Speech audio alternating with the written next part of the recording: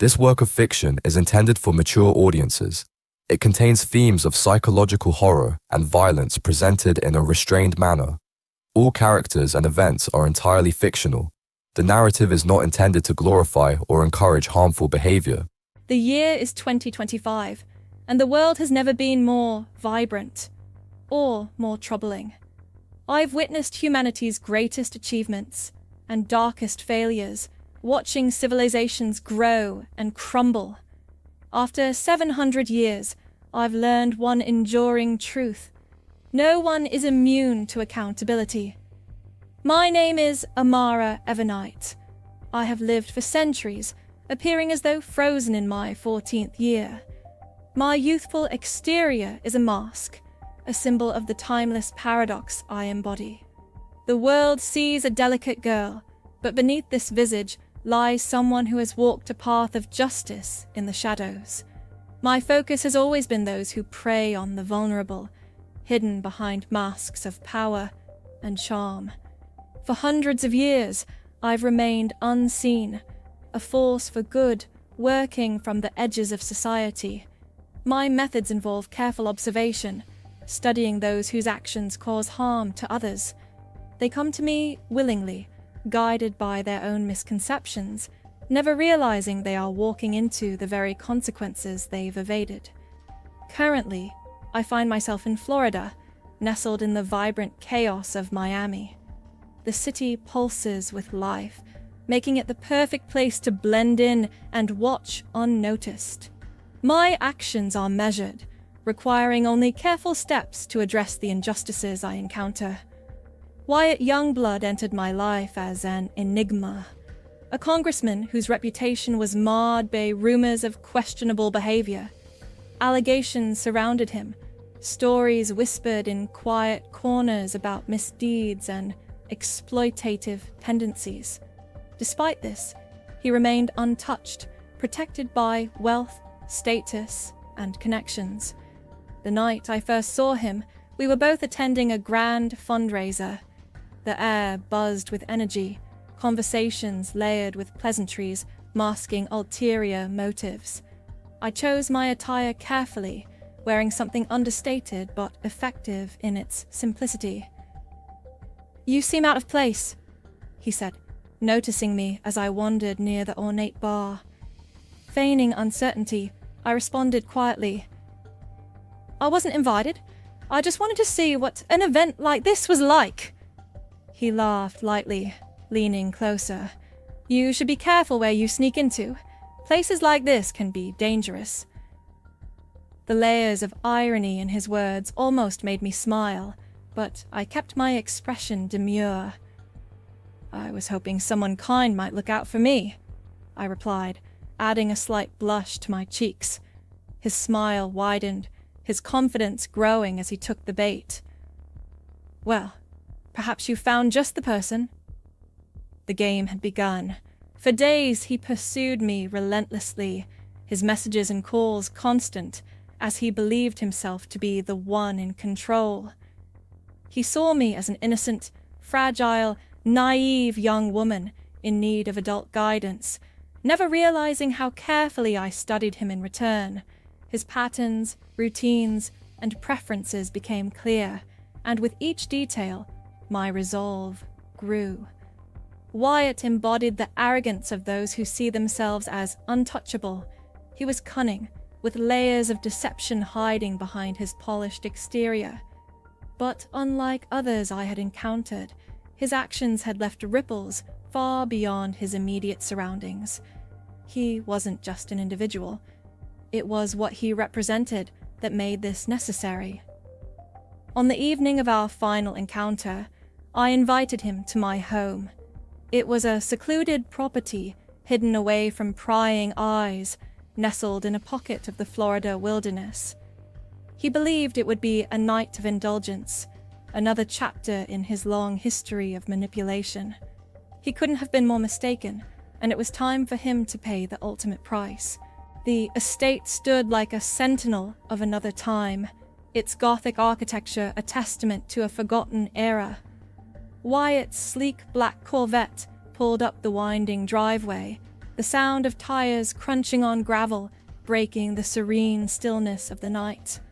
I observed him from the balcony, allowing the shadows to obscure me. He exited the car with practiced grace, his tailored suit and confident demeanor a reminder of the image he cultivated. Mask of illusion. "Amara!" he called out, his voice warm but edged with impatience. "Your home is breathtaking." Emerging from the shadows, I let the soft light catch my features. My dress, a pale red and flowing garment, complemented the image I wished to convey. "Thank you," I said, descending the staircase with deliberate slowness. "Well, I'm glad you like it." His smile widened as he approached, holding a bottle of expensive wine. "I brought this. Thought it might pair well with the evening." Inside, the dining room was prepared to perfection, the table set with crystal glasses and polished silver. Candlelight danced across the surfaces, casting an inviting, warm glow. Wyatt seemed impressed as he poured the wine into our glasses. You've gone to a lot of trouble for me," he remarked, his voice beaming with confidence. I smiled softly, allowing the moment to linger. "It felt important to make tonight unforgettable," I replied. Raising his glass, he offered a toast to new beginnings and new enchanting experiences. I clinked my glass against his. "To honesty," I said, the word carrying a weight he didn't notice. As we spoke, his words grew more self-assured, his laughter louder. He didn't realize the subtle shift occurring within him. The wine, carefully prepared, was designed to relax him, to slow his reactions. "So," he began, his tone casual, "why does an attractive young girl like you live all the way out here?"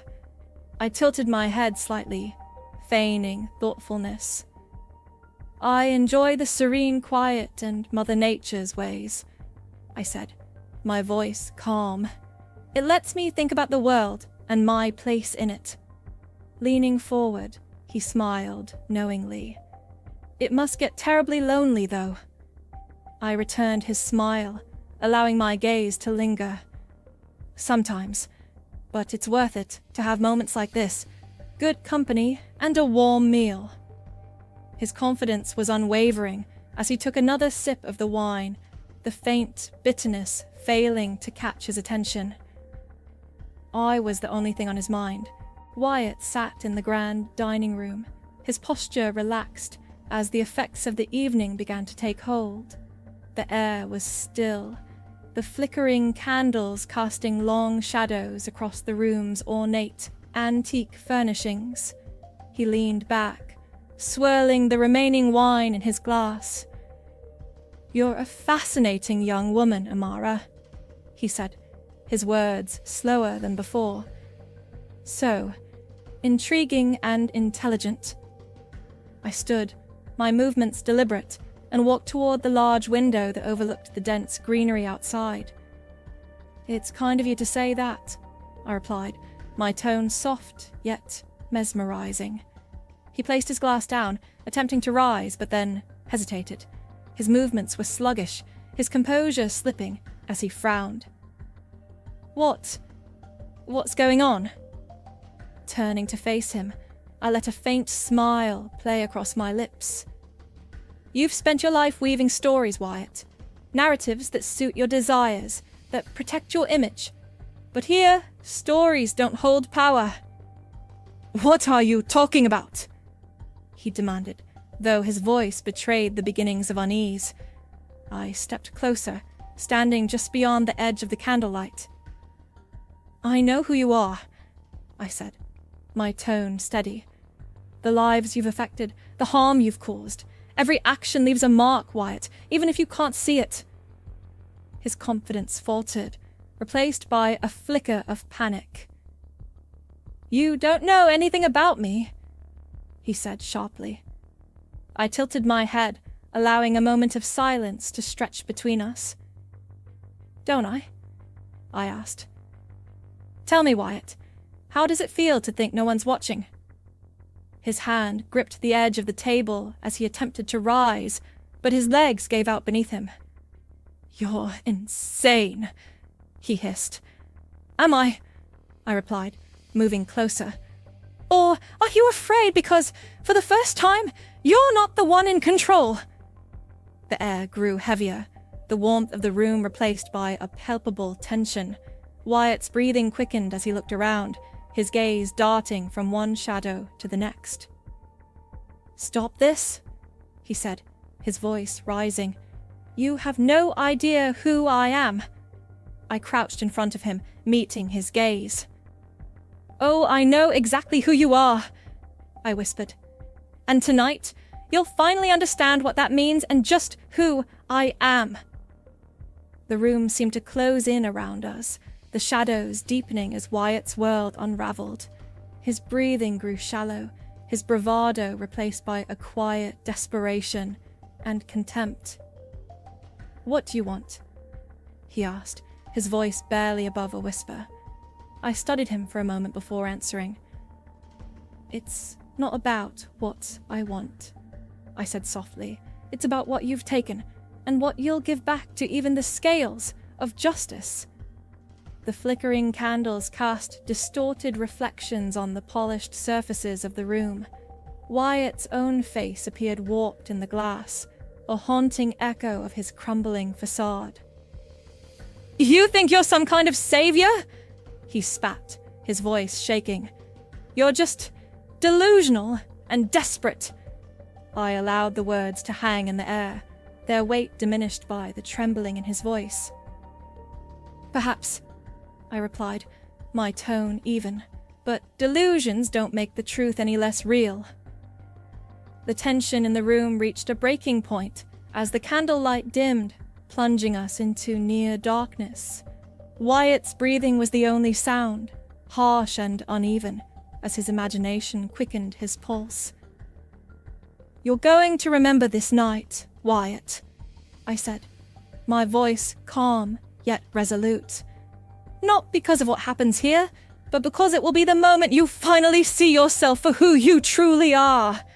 A predator. A monster." "What does that mean?"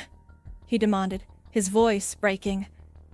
"It means," I said, stepping back into the shadows, "that every story has an ending, even yours, and I am here to witness yours." The room fell silent, save for the faint rustle of the night wind against the windows. Wyatt sat motionless, his fear palpable as the weight of my words settled over him. As I turned to leave, I glanced back once more, the faintest hint of a smile on my lips. "Goodbye, Wyatt," I said softly. "May you find the clarity of the truth of your actions you've always avoided. Until now." With that, I disappeared into the night, leaving him alone to confront the darkness within his soul. The estate stood silent, its walls bearing witness to the night's events. Wyatt remained in the dining room, the remnants of his once unshakable confidence scattered like the fragments of the reflections he had seen the night before. Outside, the first rays of sunlight pierced through the dense foliage, illuminating the path leading away from the house. I walked with purpose, my steps light yet deliberate, the burden of my actions balanced by the knowledge of what they had cured. Justice is not always loud. Sometimes it exists in the quiet moments, the ones that force us to confront the truths we'd rather ignore that spring, the interior of our conscienceless. For Wyatt, the journey was just beginning.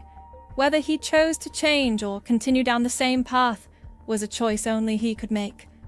And I would continue watching, observing the ways of man.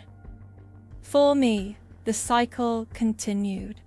The world remained as it always had, vibrant yet flawed, filled with both light and shadow. And I, Amara Evernight, would remain its silent observer, ensuring that those who lived in the dark could no longer hide from the light or from their dastardly deeds against innocents.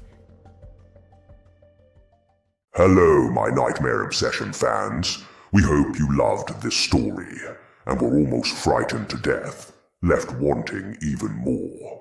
If so, please share video and our channel link with friends and family, and ask them to subscribe, like, comment, and share with their friends and family too. We really want to create more nightmarish horror stories for you, so please be sure to like, share, comment, and subscribe to our channel now. We would really appreciate it. Thanks so much.